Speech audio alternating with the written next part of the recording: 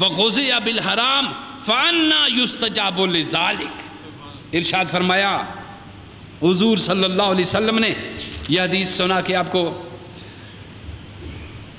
فرمایا کہ ہم نے رسولوں اور نبیوں کو جو تعلیم دے کر بھیجی ان کو خاص یہ تعلیم دی ہے کہ رزق حلال ہونا چاہیے، رزق حلال ہونا چاہیے، طیب رزق کھاؤ، اور طیب رزق عمل صالح کے لیے انتہائی زبردست قسم کی اسپرٹ ہے کہ جو سیدھی دعا کو عرش تک لے جاتی ہے۔ رزق حلال، رزق حلال ایک بڑی زبردست قسم کی توانائی ہے جو دعا کو راستے میں نہیں رہنے دیتی، یہ فورس ہے جو دعا کو سیدھی لے جاتی ہے۔ ارشاد فرمایا آقا دو جہاں صلی اللہ علیہ وسلم نے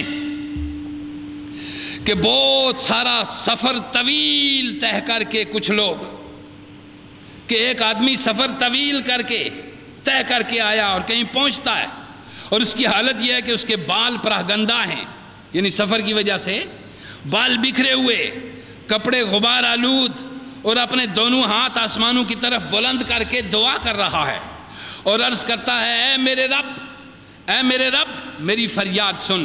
حالانکہ اس کی حالت یہ ہے کہ اس کا کھانا حرام کمائی کا ہے، پینا حرام کمائی کا ہے، لباس حرام کمائی کا ہے، اس کی غذا بھی حرام کمائی کی۔ تو سنو ایسے شخص کی دعا کس طرح مجھ تک پہنچے گی؟ اب دیکھیے رزق حلال کو انتہائی دعا کی قبولیت میں اہمیت حاصل ہے۔ رزق حلال کی جگہ کا پاک ہونا بھی ضروری ہے دعا کے لیے، دعا کے لیے جگہ کا پاک ہونا بھی ضروری ہے۔ اس پہ بھی بہت ساری چیزیں ہیں مگر میں صرف آپ کو بتاتا چلوں، بہتر وقت کا ہونا بھی قبولیت دعا کے لیے بہت ضروری ہے۔ سب وقت اللہ کے ہیں مگر جس وقت دعا مانگی جائے اللہ سنتا ہے۔ وہ ارشاد فرمایا کہ ان اوقات شریفہ کو ضائع مت کرو، فرمایا ماہ رمضان اس میں کی ہوئی دعا کو میں رد نہیں کرتا جس میں ہم گزر رہے ہیں۔ ارشاد فرمایا پھر جمعۃ المبارک اس میں مانگی ہوئی دعا کو میں رد نہیں کرتا۔ آج یہ دونوں اگٹھے ہیں، اس وقت یہ دونوں اٹھے ہیں۔ پھر فرمایا 3 رات کا درمیانی اور آخری حصہ اس میں کی ہوئی دعا کو میں کبھی رد نہیں کرتا۔ رات کے درمیانی حصے کی اور آخری حصے کی ہوئی دعا پروردگار عالم کبھی رد نہیں کرتے۔ یہ بھی ارشاد فرمایا۔ ارشاد فرمایا عن ابی ہریرہ رضی اللہ تعالیٰ عنہ ان رسول اللہ صلی اللہ علیہ وسلم ینزل ربنا کل لیلۃ الی سماء الدنیا حین یبقى ثلث اللیل حین یبقى ثلث اللیل الآخر فیقول من یدعونی فاستجیب لهم من یسألنی فاعطیہ من یستغفر لی۔ ارشاد فرمایا فاغفر لہو، ارشاد فرمایا ہر رات کو اللہ آسمان دنیا پہ نزول اجلال فرماتا ہے اور پھر فرماتا ہے کہ کون ہے جو مجھ سے گناہوں کی معافی مانگے میں معاف کروں، کون ہے جو رزق مانگے میں عطا کروں، کون ہے جو بخشش مانگے میں عطا کروں۔ یہ ساری چیزیں پروردگار عالم ارشاد فرماتے ہیں۔ سو آج کی اس گفتگو میں ہمیں یہ سارا خلاصہ اس کا یہ ہو گیا، اس ساری آج کی ساری گفتگو کا خلاصہ یہ ہوا کہ دعا رب العزت کو انتہائی پسندیدہ عمل ہے، بلکہ فرمایا دعا ہی کے لیے ارشاد فرمایا الدعاء مخ العبادہ، دعا عبادت کا مغز ہے، اور پھر فرمایا الدعاء هو العبادہ، عبادت اس کی دعا کی اتنی بڑی اہمیت ہے کہ اسی کو اگر آپ عبادت کہہ لیں تو بھی کوئی فرق، یہ عبادت ہے، یہ دعا عبادت ہے۔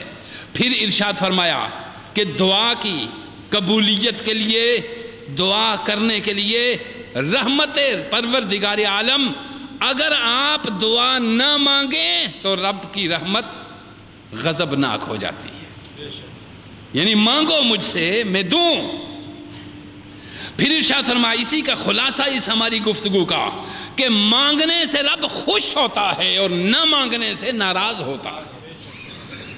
آپ نے یاد رکھو اس ساری گفتگو کا خلاصہ، مانگنے سے خوش ہوتا ہے اور نہ مانگنے سے ناراض ہوتا ہے۔ مانگنے کے لیے پھر آپ کی زبان کا پاکیزہ ہونا ضروری ہے۔ وہ کن چیزوں سے جو میں نے بتا دی آپ کو، غیبت سے بھی پاک ہونا ضروری ہے، چغلی سے بھی پاک ہونا ضروری ہے، گالی گلوچ سے بھی پاک ہونا ضروری ہے، فسق و فجور سے بھی پاک ہونا ضروری ہے، پھر دل کا صاف ہونا ضروری ہے۔ کس چیز سے؟ کینے سے دل کا صاف ہونا ضروری ہے، غضب سے دل کا صاف ہونا ضروری ہے، بغض سے دل کا صاف ہونا ضروری ہے۔ یہ چیزیں دل کی ہیں اور وہ پہلی تھی زبان کی، پھر بدن کا پاک ہونا بھی ضروری ہے، جگہ کا پاک ہونا بھی ضروری ہے، اور وقت کا بھی خاص ہونا ضروری ہے قبولیت دعا کے لیے۔ اور اوقات میں خاص کر کے یہ مہینہ رمضان کا قبولیت دعا کے لیے بڑی اہمیت رکھتا ہے۔ پھر اس میں خصوصیت کے ساتھ جمعۃ المبارک کی دعا انتہائی قبولیت کا شرف رکھتی ہے اپنے اندر، اور پھر جمعے کو بھی سمیٹیں اگر اس رات کو، رات کا درمیانی حصہ اور رات کا آخری حصہ یہ قبولیت دعا کے لیے انتہائی مجرب چیزیں ہیں۔ سو لوگو رحمت پروردگار لوٹ لو، اللہ کی رحمت اس سے لے لو، دامن پھیلا لو، ہاتھ بڑھاؤ، اٹھو سستی نہ کرو، اٹھو غفلت نہ کرو، عمر رائے گاہ نہ جائے، زندگی برباد نہ جائے۔ اگر رب سے مانگتے ہوئے جائے گی تو اس زندگی کی قیمت لگ جائے گی، رب کے سامنے جھولی پھیلاتے ہوئے جائے گی تو زندگی کی قیمت لگ جائے گی، اور اس کی قیمت رب کے سوا کوئی اور ادا نہیں کر سکتا۔ میرا پروردگار مجھے اور آپ سب کو صحیح معنوں میں اس مقدس مہینے کی برکات سے، رحمتوں اور فضیلتوں سے نوازے، اور اللہ تعالیٰ اس مقدس مہینے کے اندر جو بھی ہماری خواہشات ہیں نیک، پروردگار عالم ان کو اپنی بارگاہ میں مقبول فرمائے۔